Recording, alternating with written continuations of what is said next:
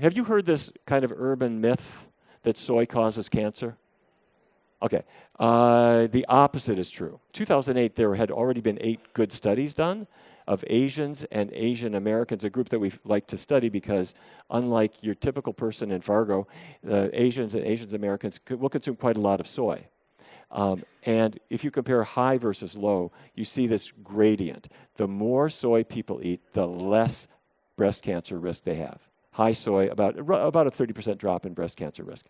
And women previously diagnosed with cancer who consume soy cut their risk of dying of their cancer by 25 or 30%. This is so important. Many women who have had breast cancer diagnosed have been told by their well-meaning but ill-informed oncologist that you should avoid soy because soy has phytoestrogens and that could fuel your cancer. The opposite is true. If a woman stops consuming soy at a cancer diagnosis, her risk of dying of that cancer is much higher than it would be if she consumed soy. Soy helps prevent cancer. Soy helps people survive cancer. You don't have to have it. It's totally optional, but it seems to be helpful.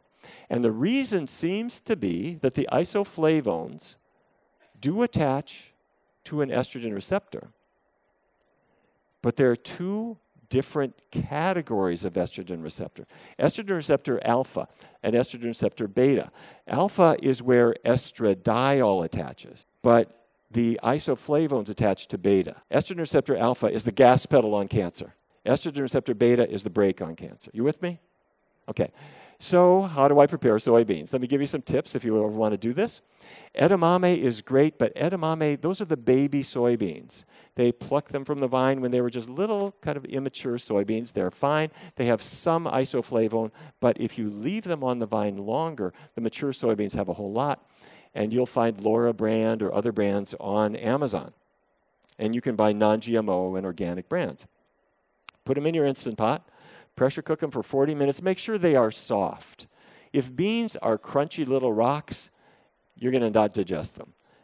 So no, there should be no al dente beans. And you can cook them on your stovetop, just like any regular bean if you want to. And then when they come out, it's very simple. You can have them either as whole soybeans, put them on your salad like pine nuts, put them in soups, or you can buy them pre-toasted as Toast-Its. In fact, you can do this yourself. Pressure cook them in your Instant Pot, 40 minutes till they're nice and done. You can eat them that way. But if you want to, take a baking sheet, put some parchment on top, and spread them out kind of thinly and put them in the oven. Put them in for about an hour at 350.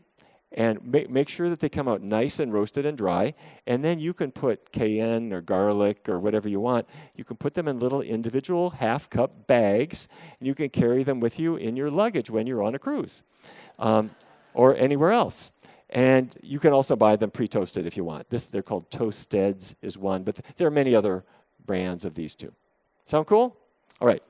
By the way, you might say, well, does any soy work? Yes, it does, but a half a cup of mature soybeans has the equivalent amount of isoflavones as 8.5 cups of soy milk. So you could have 2 quarts of soy milk a day, or you could just have a few soybeans. So that's why we did that. All right. Make sense?